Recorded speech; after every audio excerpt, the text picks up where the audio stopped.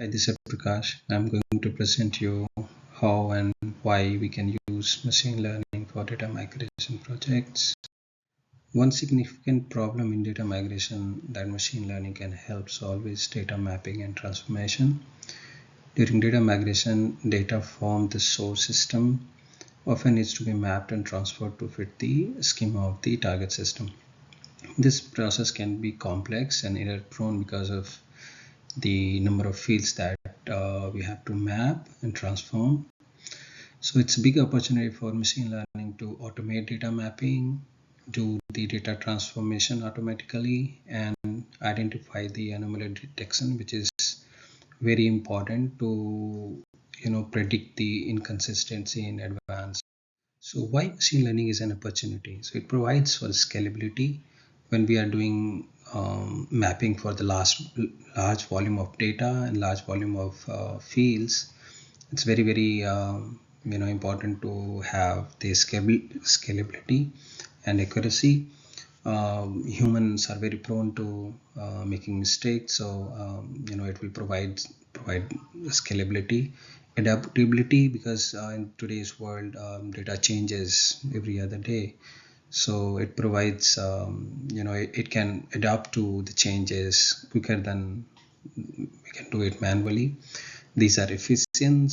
This can identify anomaly in the data if data is changing, and it can improve continuously, which is very important in today's changing world. Let's define the problem using the CRISP-DM, which is cross-industry standard process for data mining. Here are the key questions and answers that needs to be evaluated before we can proceed with the project. So what is the objective here? Objective is to automate and improve the accuracy of data mapping and transformation during data migration.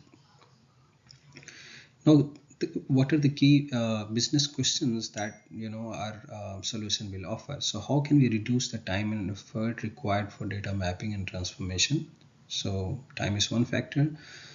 How can we minimize errors and ensure that data integrity during the migration process? And how can we detect and correct anomalies in the data early in the migration process? So unless we don't answer these questions with our solution, our solution may not be effective. Next one is data understanding. I'll divide it into two categories, basically: data sources and data characteristics. So data sources, we have to have access to data migration logs to understand the migration process, source and target system schema, so that we can do mapping, and sample data sets from both source and target systems that we can use for training. And then we have to look at data characteristics, structured data with various formats and schemas. We also have to look at potential inconsistencies and anomalies in the data. Now, what are data preparation tasks? So basically collect and consolidate historical data migration logs. That is one. Extract and understand the schema of sources and target system that will be used for mapping. Then clean and pre-process the data to handle missing values and inconsistencies in the data before it can be processed. Next step is modeling approach. So basically we need target and source systems data mapping so that we can use that to train our machine learning models. Then develop transformation rules based on historical data that we have used in the past, and then implement anomaly detection algorithm that can identify anomalies and inconsistencies in the data. So how do we evaluate the performance of our model? So we have to identify how to calculate the accuracy of data mapping, and time it takes, how the improvement in time, and then number of anomalies that it has detected and corrected. And we have to compare the performance against the manual process to identify whether it improved over the manual process or not. And last but not the least is deployment plan, where we have to identify how to integrate the this machine learning process into current data migration workflow, then monitor the performance and continuously improve and update on um, in the whole process. Next one is how do we define success? So success can be measured in three different categories. So one for, so basically broadly two, business and technical team. So business would look at time savings, whether there was a time saving in as output of this product or not. Was there a cost saving? Was there improved data quality? Did it increase the productivity? And are we able to identify risk, which was one of the business objective? Then outcome metrics are very important for the technical team. So they'll look at data mapping, transformation accuracy, anomaly detection rate, whether whether it is improving or not, and then error reduction. And in the output metrics, will evaluate the time to complete data migration, cost of data migration, number of anomalies that is detected and corrected, and most importantly, user satisfaction. So what are the relevant factors that are very important before we start working on this project? So these can be divided into 5 different categories. So data factors, looking at the data quality, data volume, like how big data set we are working with, the variety of data, and of course the historical data that we will use for training our model. Technical factors include computational resources, like how much resource it will need. Mostly machine learning algorithms are very resource intensive, so we have to be careful about that. Integration with existing system, how we will integrate our new machine learning model with the existing system. And data security today's world, it is very important. Organizational factor includes whether our stakeholders or businesses interested in that. Do they see return on investment or not? Do we have a skill set to implement the machine learning model that we have identified? And change management system transition to a new system, how that will be implemented. Process factors involve migration timeline, how do we handle errors, and how we are going to monitor the performance. So today it might work well, but then maybe 3 months down the line it might stop working as efficiently our manual process was working. So it's very important to continue monitoring the performance. And external factors include regulatory compliance, especially if you are working in the healthcare sector. It's government regulations are very strict, so we have to abide by that. And vendor support, if at all we require. Now let's quickly talk about how solution will work. So we'll ingest data from source and target into our machine learning model. Machine learning will train on these data and learn data mapping, transformation rules, and then it will identify the anomaly, and then we'll incorporate a feedback loop that will allow our model to keep improving on it. Now that we know the solution approach, how we will implement it. So first define the objective and metrics. So what is the objective here? Objective is to validate the accuracy, efficiency, and reliability of the machine learning model for data mapping and transformation.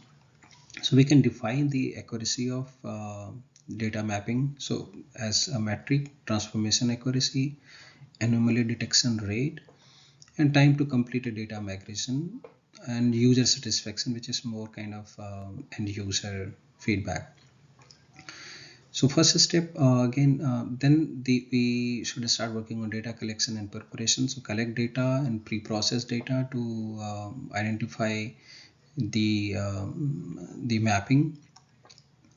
Then do the initial model deployment based on some baseline, and continue to experiment and iterate.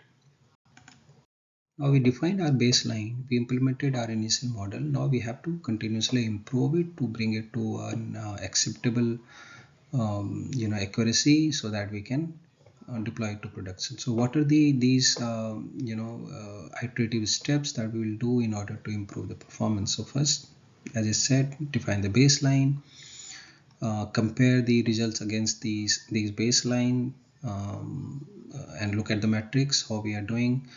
Next one is hyperparameter tuning, improve model performance by hyperparameter tuning if it is not up to the expectation. Assess the improvement in accuracy and efficiency. If it is not up to the expectation, then continue doing the hyperparameter tuning. After that, look at the anomaly detection integration, how it works, and whether we are improving in anomaly detection or not, using the anomaly detection rate metrics that we had identified earlier. And then do a real world pilot testing, not on the test data, but close to production data, and see how we are doing there. And then continuously improve the model using the feedback loop that we talked about in the solution approach. Retrain the model and continue the performance monitoring. And of course, documentation and reporting is equally important.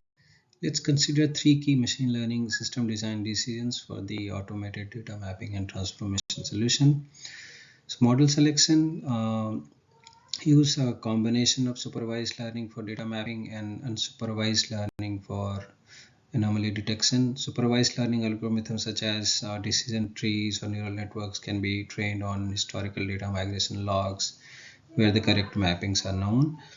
And unsupervised learning technique like clustering or isolation forest are effective for identifying patterns and detecting anomalies in the data without requiring leveled examples. The next is feature engineering. Implement domain-specific feature engineering to enhance model performance.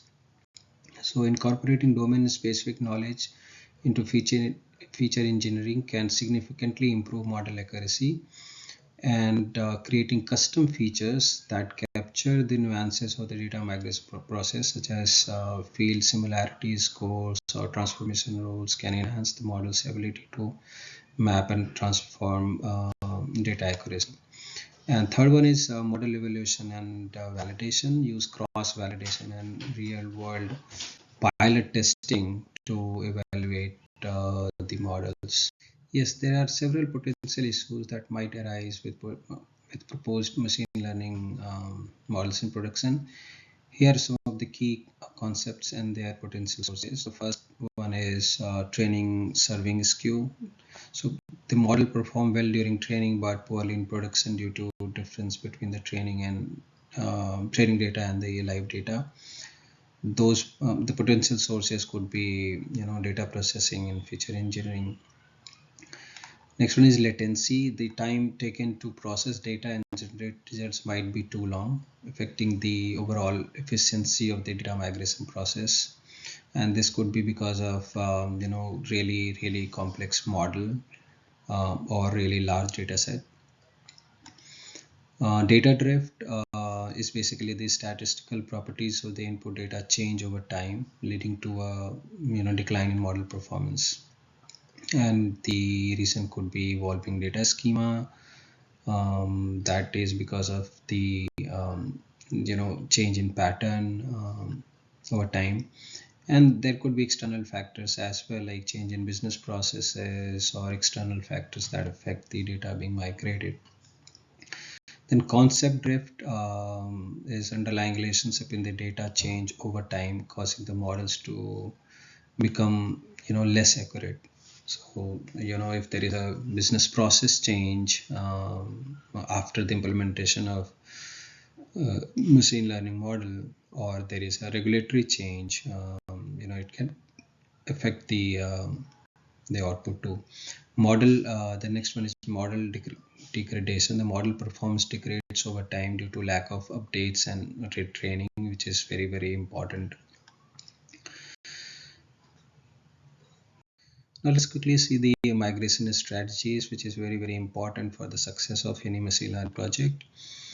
Periodically retrain the model with new data to handle data and concept drifts, monitoring and alerts, implement monitoring process so that we can continue to look at how our model is doing. Then consistent pre-processing, and so that pre-processing steps are consistent between training and serving environment. And optimization is basically performance to optimize model for performance, to reduce latency, such as using model compression techniques or deploying models to high performance infrastructure, and feedback loop to keep improving our model. So thank you so much for listening this, and have a good day.